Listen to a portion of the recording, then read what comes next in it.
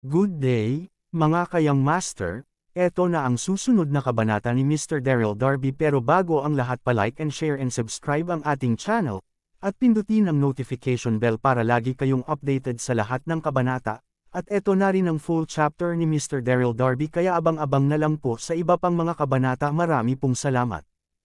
Ang asawa kong tinitingala ng lahat, kabanata 3286. Wow, mabilis na napatingin kay Lolita ang lahat ng mga lalaki. Sinadyang mag-ayos ni Lolita para sa auction, nakasuot siya ng kulay puti na palda, mukha siyang fresh at may kakayahan, pero banayad at charming din. Ikaw si Miss Lolita para sa pamilya Damien, tama? Narinig kong sobrang ganda ni Miss Lolita, so totoo pala. Ayun nga lang pinakasalan niya ang isang apothecary, yun ba ang katabi niya, ang naninirahang manugang, mukhang sobrang ordinaryo niya. Nagtsismisan ng mga tao sa kanilang paligid pero umarte si Daryl na parang wala siyang narinig. Sa kabilang banda, namula sa hiya si Lolita, hindi ko siya dadalhin dito kung alam ko lang na mangyayari ito. Di nagtagal at lumabas ang Mayor Domo para salubungin ang mga bisita. Sinaluhan ni Daryl at Lolita ang ibang mga bisita at pumasok sa manor. Nang makapasok sila sa loob ay nakita nilang malaki ang manor at mamahalin ang dekorasyon dito. Nang makarating sila sa eleganteng courtyard ay napansin nila ang entablado sa auction na nakaset up sa damuhan, napapalibutan ito ng 12 dosenang eleganteng upuan. Nakahanap ng mauupuan sina Daryl at Lolita. Daryl, nang makaupo na sila, tumingin sa paligid si Lolita at curious niyang tinanong si Daryl, nakapagpartisipa ka na ba sa auction dati? Ilang taon na silang magkasama, kaya naman naramdaman ni Lolita na hindi kasing simple si Daryl gaya ng kanilang inaakala. Mukhang marami silang tinatagong sikreto sa likod ng mukhang ordinaryong pagkatao. Mayroon akong konting alam, nakangiting sabi ni Daryl. Nagpartisipa si Daryl sa ilang auction noon sa Nine Mainland. Kaya naman medyo pamilyar siya rito, subalit may suminghal kay Daryl sa di kalayuan bilang sagot. Paano magkakaroon ng alam ang isang ordinaryong apothecary at naninirahang manugang tungkol sa auction, isang malaking biro? Naalerto sina Daryl at Lolita sa malupit nitong pangungutya at tumalikod sila para makita ang isang batang lalaking nakaupo roon ng may malamig at mayabang na ekspresyon. Jordan, nang sumunod na segundo ay napakunot ang noo ni Lolita, umasim ang kanyang mood. Isa ring batang master si Jordan mula sa may kayang pamilya sa Jewel City, malapit siya kay Grady, magkahawig ng pagkatao at interes ang dalawa at madalas na binubuli ang mahihina sa Jewel City na nakapandiri kay Lolita. Kaagad na nawala ang mood ni Lolita matapos niyang makita si Jordan sa auction. Mangmang, tinawanan ni Daryl ang pangungutya ni Jordan at hindi niya ito pinansin. Umattend si Jordan sa kasal ni Lolita at Daryl para sa kanyang pamilya, kaya nakita na siya noon ni Daryl. Di nagtagal ay nagsimula na ang auction. Napansin ni Daryl na hawig ang mga auction sa Roland Continent sa mga auction sa Nine Mainland. Pareho lang ang mga panuntunan at mga antik at alahas din ang binebentang gamit dito. Maraming gamit ang nabenta habang walang interes ang nakaupong si Lolita. Nasa auction siya para sa networking, hindi niya naisip ang tungkol sa partisipa sa auction. Medyo nainip si Daryl, pagtapos iprinlisinta ang bagong gamit sa entablado, isa yung piraso ng white jade na may kakaibang simbolong nakaukit.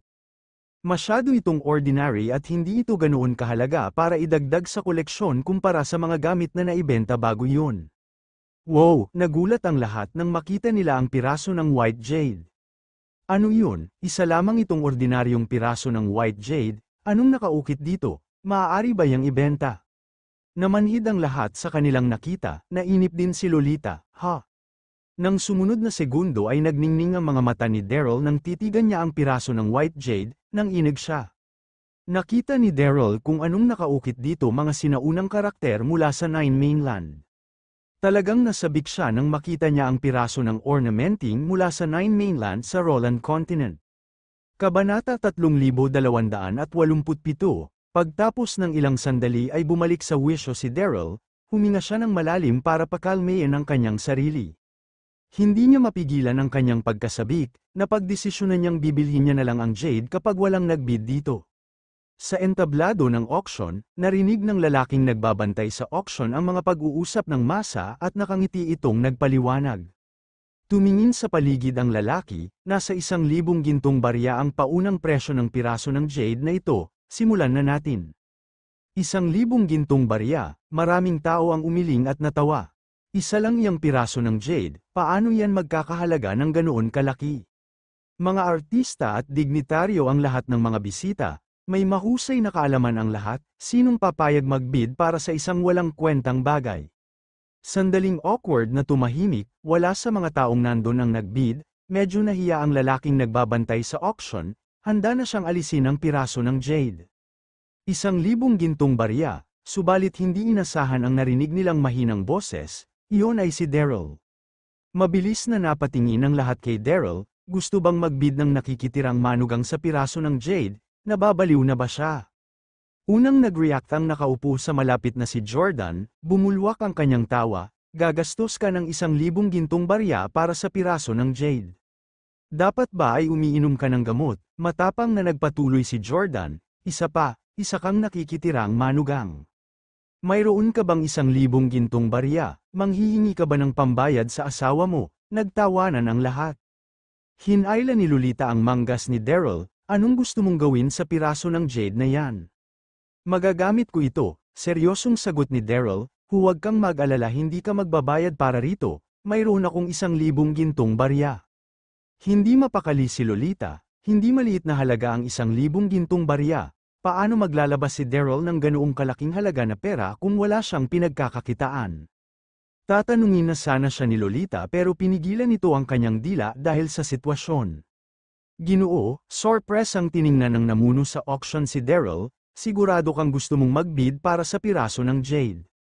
Walang nagbibid para sa piraso ng jade, susuko na sana ang auctioneer, hindi inaasahang nagbid ang isang nakikitirang manugang. Tumango si Daryl, oo handa akong magbayad ng 1,000 gintong barya, magaling. Ngumiti at tumango ang lalaking namuno sa auction, mukhang may kakaibang panlasa ang ginoong ito, 1,000 gintong barya at sayo na ito. Pagtapos ay tumingin sa paligid ang lalaki, sa tingin ko ay wala nang magbibid pa tama ba, narinig ang isang boses. Sinong nagsabing walang magbibid para dyan, iyon ay si Jordan. Namumuhing sinulyapan ni Jordan si Daryl at sumigaw, bibilhin ko yan sa halagang 2,000 gintong barya. Walang nakitang potensyal si Jordan sa piraso ng jade, pero nang makita niyang gusto ito ni Daryl, sinadya niyang taasan ang presyo nito.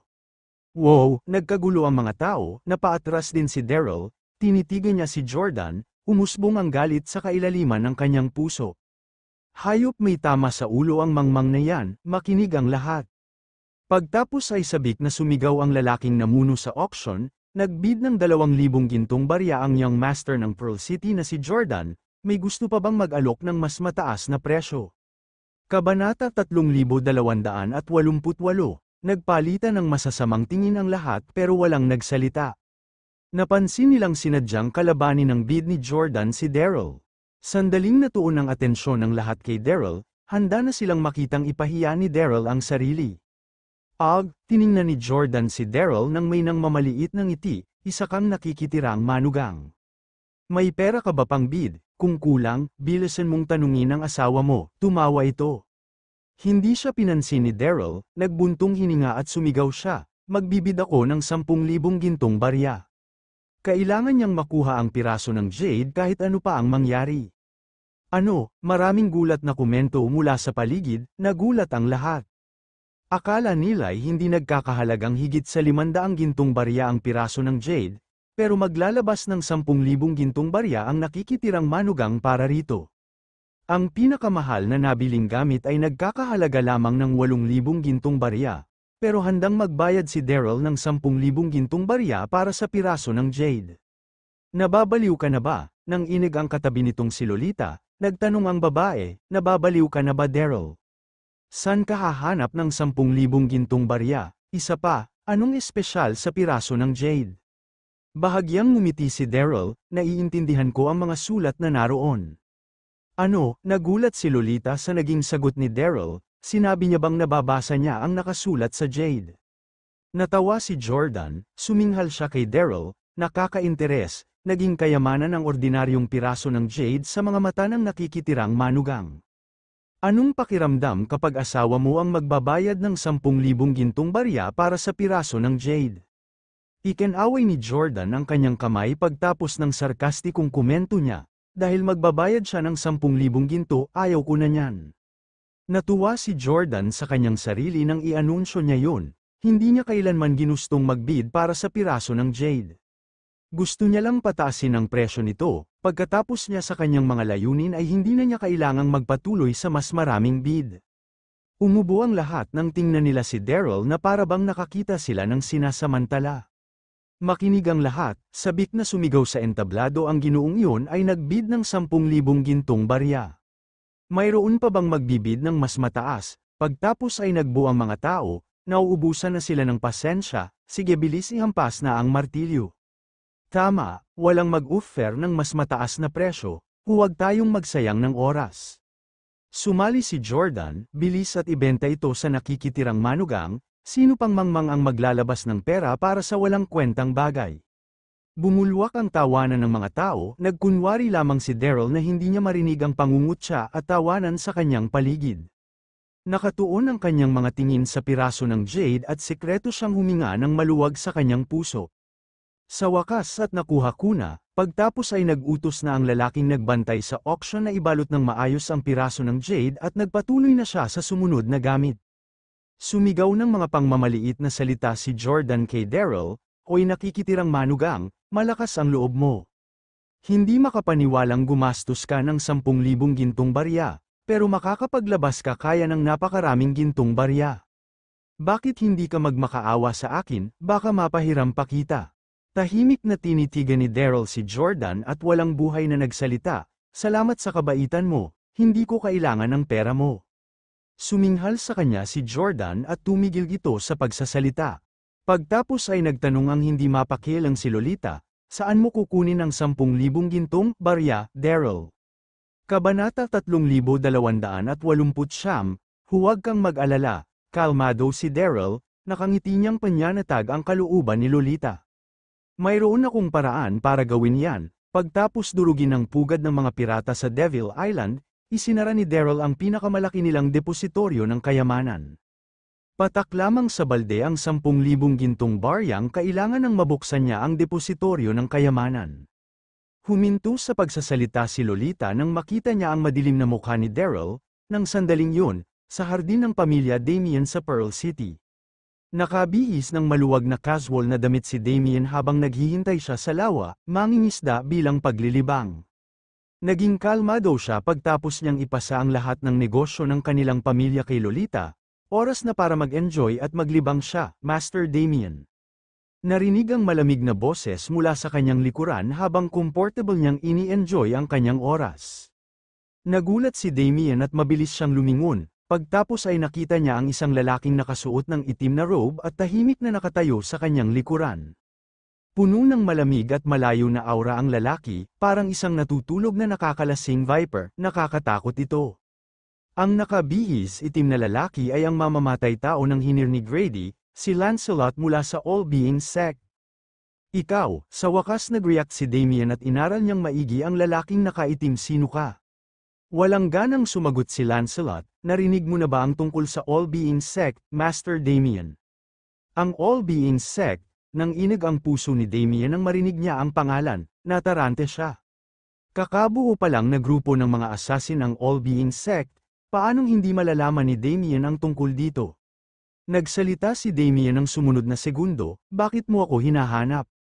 Muling sumagot si Lancelot, "Syempre dahil may nagbayad sa All-Being Sect para hanapin kayo. Pero sana ay makipagtulungan ka at sabihin sa akin kung anong nakaraan ni Daryl bago ako gumawa ng aksyon." Pagtapos itong ipagkatiwala ni Grady ay nagsimulang mag-imbestiga si Lancelot tungkol kay Daryl pero wala siyang nalaman, mukhang misteryosong nagpakita si Daryl sa mundo. Subalit si Daryl ang nakikitirang manugang ng pamilya Damien. Naniniwala si Lancelot na alam ni Damien ang pinagmulan ng lalaki. "Ikaw, na ba ang bahala kay Mr. Daryl?" Nagulat at nagalit si Damien, malamig siyang nagsalita. "Sa tingin ko ay mas maraming nakakagat ang All-Being Sect kumpara sa kaya mong nguyain.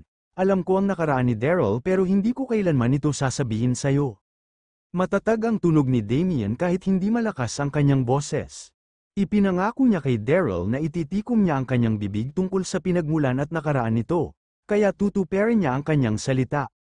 Ang pinakamahalaga ay nangako si Daryl na mananatili kay Lolita sa loob ng 3 taon at tutulungan utong patatagin ang pamilya Damien. Hindi kayang pagtaksila ni Damien si Daryl, Nagningning ang nakakatakot na lamig sa mga mata ni Lancelot at nagsalita ito. Dahil ayaw mong makipagtulungan, huwag mo akong sisisihin. Pagtapos noon ay naglabas ng malaking bag ng pulbos si Lancelot, itinaas niya ang kanyang kamay at binudbot ito sa mukha ni Damien. Gustong umilag ni Damien pero masyadong mabilis si Lancelot para makagawa pa siyang makakilos. Buzz, pagtapos nitong langhapin ng pulbos, maya-mayi ng inig ni Damien, pakiramdam niya ay tila umiikot ang langit. Nasorpresa siyang parang hindi niya makontrol ang kanyang mga kamay at paa. Anong nasa pulbos? Sobrang natakot si Damien, sa parehong sandali ay nawawala na siya ng malay. Tahimik ang nakatayong si Lancelot, walang kahit anong bakas ng emosyon sa kanyang mukha habang tahimik siyang umawit ng spell. Nalito si Damien, mukhang walang laman ang kanyang mga mata at mukha siyang walang buhay at enerhiya. Lumapit si Damien at dahan-daang naglakad palapit sa lawa pagtapos niyang marinig ang spell.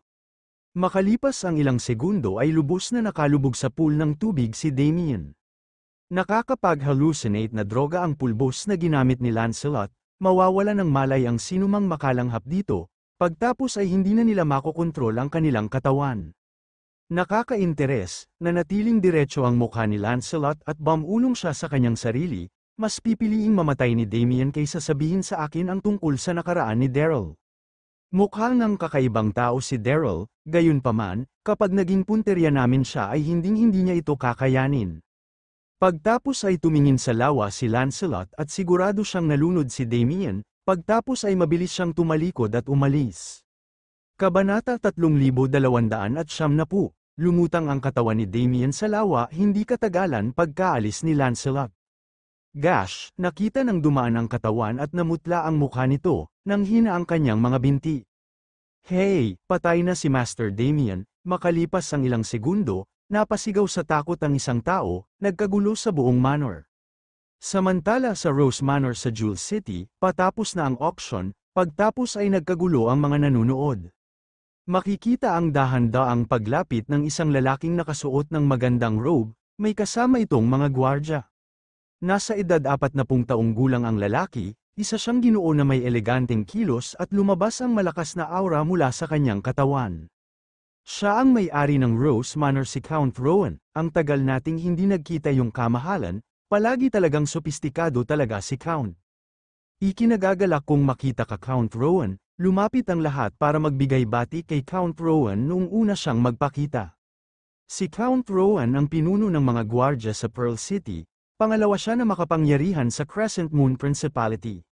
Siya ang pinakamalakas na tao sumunod sa duke, at sinubukang maging malapit ng lahat sa kanya. Tumayo sa gilid sina Daryl at Lolita habang tahimik na nanunood, makinig ang lahat.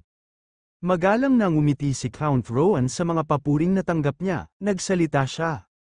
Patawad dahil late akong dumating, may kinakailangan lang akong puntahan, narinig kong naging matagumpay at nakakasabik ang auction ngayong araw.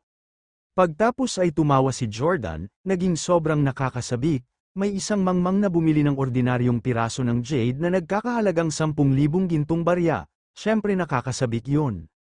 Nagtawanan ang mga tao sabay-sabay nilang tiningnan si Daryl, naisip nilang nababaliw na si Daryl sa paggastos ng 10,000 gintong barya para sa piraso ng jade.